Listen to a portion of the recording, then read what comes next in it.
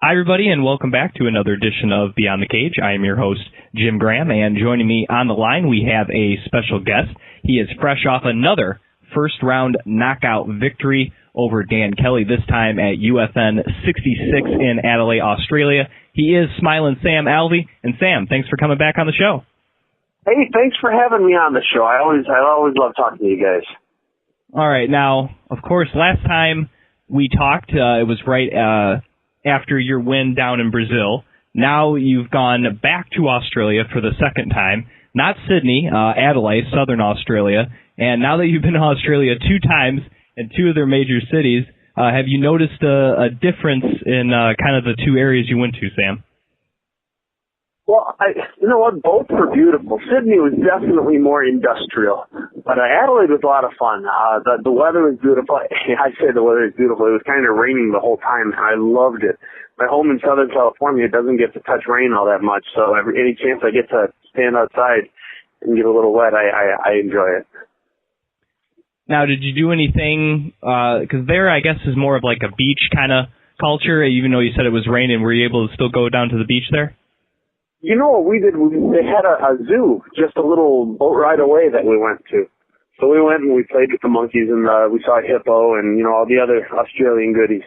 We had a lot of fun doing that. Hey, after the fight, Britt and I actually went up to the northern part of Australia, up to Port Douglas, and we got to go scuba diving by the Great Barrier Reef. So we had fun even after the fight. Now, last time we talked to you, of course, you mentioned you were going to Disneyland, and here we are once again, you know, another first-round knockout, and I hear you're on another trip back to Disneyland. Yep. We just parked the car. We're walking in now. And yeah, we turned into a tradition. Every time I fight, I go to Disneyland.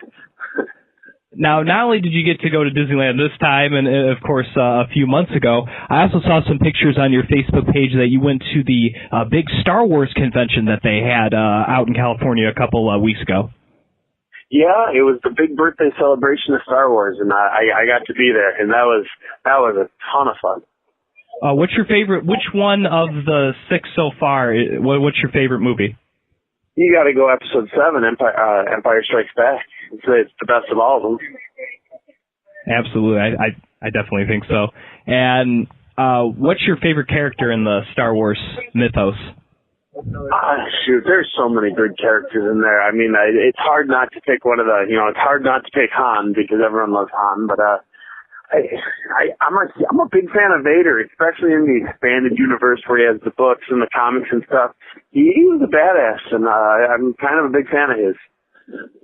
Now, of course, I'm assuming you're excited for the new movie coming out, The Force Awakens. Oh, I can't wait. I've already got my ticket and spot in line picked out. Now, during your fight, you had a phrase sported across your chest, perfect tan. And I read afterwards that you're not allowed to have a sponsor on your body. Apparently, I had no idea that was a thing. Did you know that going into the fight that you weren't allowed to have a sponsor across your chest or somewhere on your body? I actually did not know that. And I regretted it as soon as they told me afterwards because I signed the contract. I know the rules. I didn't obey the rules this time. I didn't know it. It won't happen again, and I'm very sorry for it happening this first time. But the UFC's been very cool about it. They haven't punished me. I didn't get to win a bonus, which is unfortunate. But I wasn't fined. I wasn't even yelled at that badly. So I'm very appreciative that the UFC didn't punish me as much as they could have.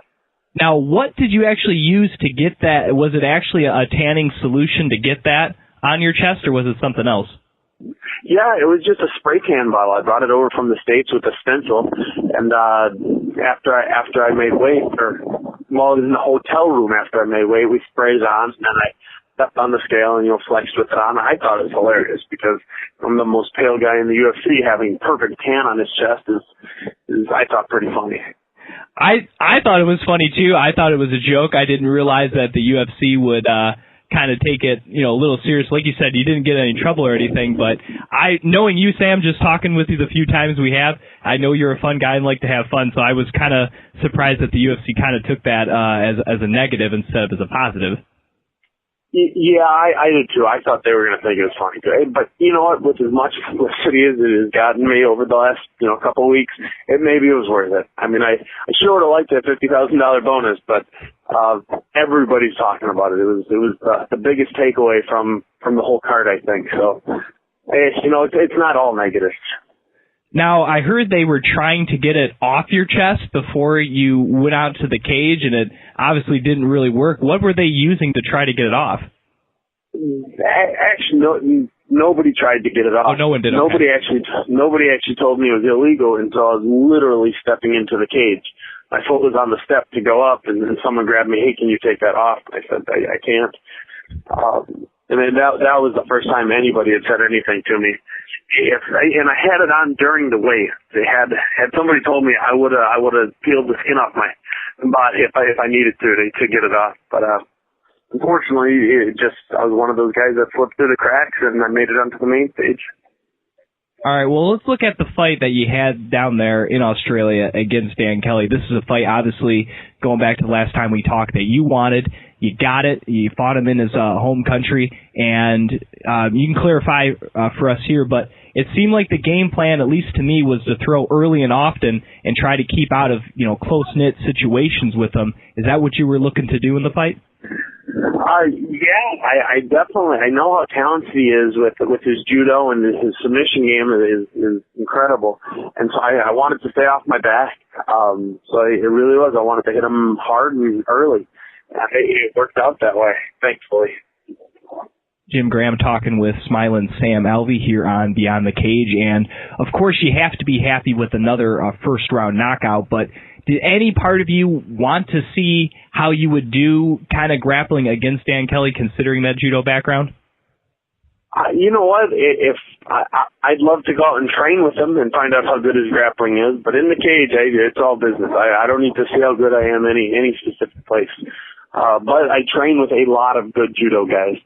Maybe not quite an Olympian like he was, but I've been thrown on my head more than once, and I stopped more than one throw too. So I was very happy without getting tossed around.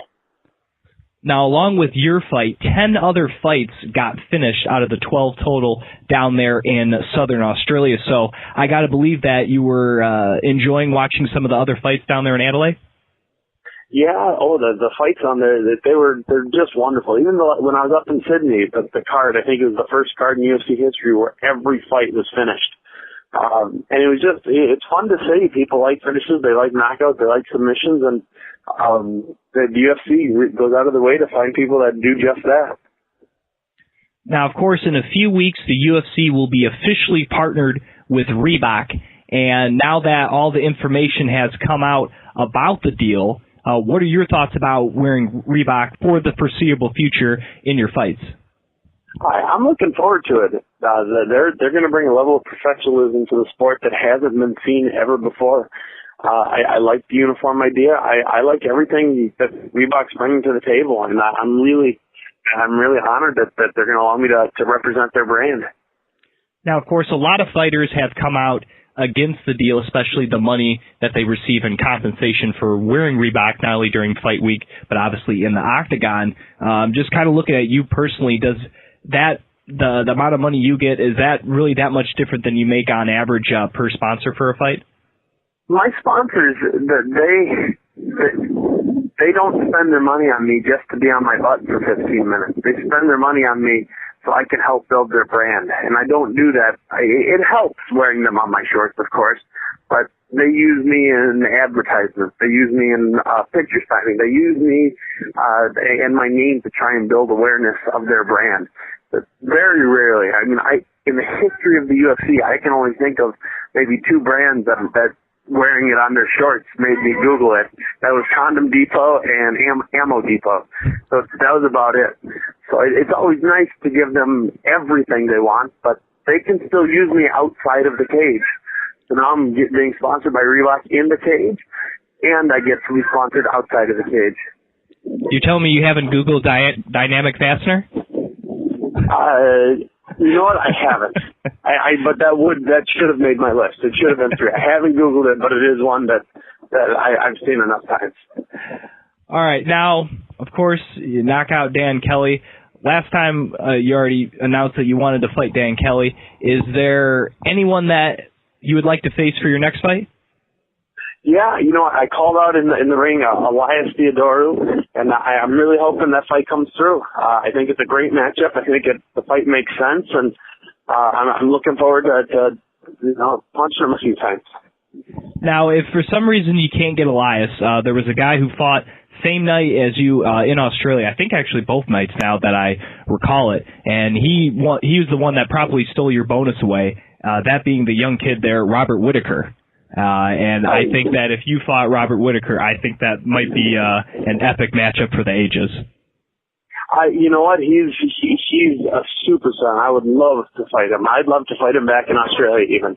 I don't know if it's going to happen just yet, but I know it's got to be getting close. Now, I'm going to be a little selfish here, Sam. For my birthday, I'm going to see the UFC fight in Nashville. That is on August 8th. And I was wondering, I know you said you think about fighting Elias. Is there any chance that your next fight can be in Nashville on August 8th for my birthday? I would love to fight August 8th in Nashville on your birthday. I've never been to Nashville, and I've always wanted to be. I would love to fight there. Oh, well, that's part of the reason why I'm going too. I've never been to Nashville as well, so I'm hoping obviously to see a UFC fight, but also enjoy the city. So, all right, well, if you can call up Joe Silva and let him know Elias Theodorou, August 8th, Nashville, Tennessee, main card, Fox Sports 1. That will be. I'll see what I can do. All right. Now, of course, coming up in a couple weeks, a guy you know pretty well. His name is Dan Henderson. He'll be fighting Tim Bosch down in New Orleans, and I was wondering, how do you think that one's going to go? I think it's a great matchup. You know what? I got to pull for Dan still. I mean, the dude is better than anybody. I've never fought anyone as talented as him, and I've never been beat up quite as badly as he beats me up on a daily basis. It's hard for me to think of anyone being able to roll with him. Now, of course, Dan had that kind of eye poke injury in his last fight against Gegard Mousasi. Has he recovered pretty well from that eye injury? Yeah, he's healed up. I mean, he took a couple days off, but he's not one to take a loss lightly. So he got back in the gym as fast as he could, and he's trying to never lose again. All right. Now, of course, you were in Australia these past couple weeks, but now that you've come back to the U.S. in your home, have you been able to get out and see Avengers 2 yet? Oh, I saw it before I left. Oh, you saw it before you left. All right. What do you think of the movie? I saw it before I left. Oh, I thought it was fantastic. It was an incredible movie. I don't know which one I liked more, the first Avengers or the second one, but they were both both made me smile quite a bit. All right, I'll get you out of here with this. This is the burning question everyone wants to know from Sam Alvey. Who is your favorite Avenger? My favorite Avenger? You gotta go Spider-Man. People don't know, but he is an Avenger. That's right. Eventually. Right. And he will be joining the Marvel Universe here pretty shortly. They announced. Pretty quick, yeah. He'll be showing up in the movies. Yep, I'm looking forward to it. All right, he is Smlie'n Sam Alvey. You can follow him on Twitter at Smlie'n Sam. And, of course, as listeners of Beyond the Cage know, if you go to our Facebook page, facebook.com/Beyond the Cage podcast, join our UFC.com Fantasy Pick'em League. And if you do, Sam was kind enough to sign some photos for us, so we're going to give away some signed photos from Sam Alvey, courtesy of Beyond the Cage, just to let people know that as well. And Sam, thanks again for coming on the show. Really enjoyed another knockout from you, and look forward to see another one from you here in a few months. Hey, thank you so much for having me on. I look forward to that as well. Once again, that was Smlie'n Sam Alvey right here on Beyond the Cage.